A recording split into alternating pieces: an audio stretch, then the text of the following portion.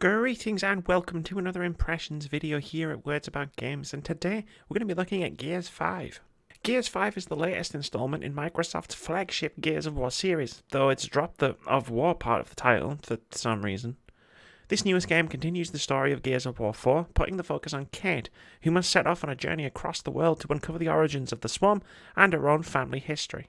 I sat down to play Gears 5 for the first time quite late at night, as I do with a lot of games, intending to get an hour in just to get a feel for the game. 3 hours and one monstrously large video file from capturing footage later, and I was struggling to put the controller down as much as I was struggling to keep my eyes open in the wee hours of the morning. What I'm trying to say is, Gears 5 is good. Really good. Maybe the best the series has ever been, at least as far as the campaign goes. A lot of this is down to the narrative thrust of the game's story, which benefits greatly from shifting its focus away from JD Phoenix and onto Kate, who is grappling with the fate of her mother in the previous game, the necklace she gave her, and some disturbing visions that seem to indicate a connection to the game's antagonists. It's a huge upgrade over the fairly safe storytelling of the previous game, and Kate is an easily likeable character with a lot of depth, brought to life with a wonderful performance from Laura Bailey. Gears 5 gives a much deeper connection to its lead character than ever before. Despite the fact that Kate is a badass killing machine in heavy armor, we get to see her vulnerable and struggling. The fact that she's paired with Del, another great character for much of the game, is a bonus. I'm more than a third of the way through a video talking about a Gears of War game, and all I've talked about is the story and its lead character. That should tell you how strong a story Gears 5 is telling. I'm not knocking previous Gears stories. They've been stronger than a series about giant muscle-bound dudes slicing monsters in half with chainsaws attached to assault rifles have any right to be.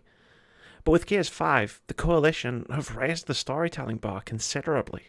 The gameplay is solid and very distinctly Gears of War. There are certain games you can pick up sight unseen and immediately identify them by how they feel to play, and Gears is one of them. There are plenty of third-person cover shooters out there, but none of them feel quite like Gears, and Gears 5 feels like a highly polished entry into the franchise. Some of its controls and mechanics do feel a tad clunky. Sticking to cover by pressing A and dodging by double-tapping A can be awkward, forcing you to attach to a chest-high wall rather than rolling away from a lethal blow. But it's still satisfying and solid all around. Gears 5 frequently mixes up different enemy types and fights to keep you on your toes, both in the campaign and the PvE multiplayer modes, which I'll get to in a moment. By simply adding a couple of snipers or a mace-wielding behemoth to a group of standard enemies, your entire approach to a fight can flip on its head, which keeps the game from feeling repetitive and keeps combat interesting. The addition of Jack, your new trusty robot companion, gives combat a whole new dimension. Jack comes with a suite of cooldown abilities you can use, a pulse to highlight enemies, shock traps to stun them, a cloak to let you sneak by or reposition, letting you approach fights depending on your playstyle or loadout. These can be upgraded and enhanced with ultimate enhancements by completing side missions. Yes, side missions.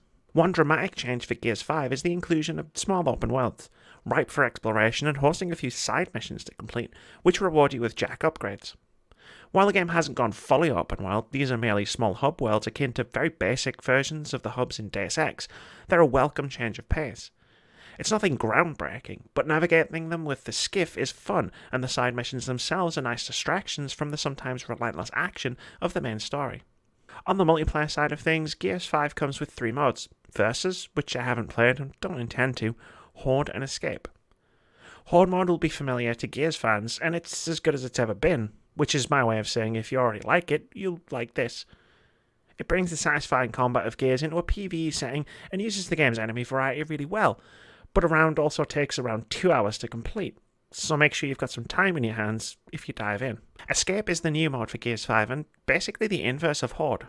Here, you and 2 other players need to escape a swarm hive with limited ammunition, scavenging as you go. I'm not sure what there is really to say about Escape other than it's okay. The time-pressured, fast-paced nature of the mode doesn't really mesh particularly well with Gears 5's more slow-paced, heavy combat mechanics, and I found myself frustrated by other players constantly running off on their own and hoarding all the ammunition in the level. The levels themselves are also fairly bland and quite uninspired. All of your multiplayer activities feed into a level-based progression system, which I plan to talk about here, but it's such a mess that I'm not entirely sure how it works. The menus are confusing to the point that just equipping abilities is a challenge, and every time I leveled up my character I had very little idea what I was actually gaining. It looked like I was just unlocking the same 2 cards over and over again. There are a bunch of different meters and progression bars, and Gears 5 doesn't really explain what any of them are or what any of them do. I could have looked it up for the purpose of this video, but I decided to give you my raw impressions of trying to figure them out, which is to say it's all really confusing, and I gave up. All that aside, Gears 5 is worth the price of admission for its campaign alone, especially when the price of admission is a Game Pass subscription. The focus on Kate as the new protagonist and the more personal story raises the bar, and while the open world elements don't turn this into a Gears of War RPG, they give you some breathing room between fights that is very welcome, as well as giving you some missions that don't just revolve around fighting waves of baddies. With Gears 5, the Coalition have created the best entry in the series so far, and I can't wait to see where they take the series next. Thank you very much for watching this video. If you've enjoyed it, please leave us a comment, like, or subscribe to the channel if you haven't already.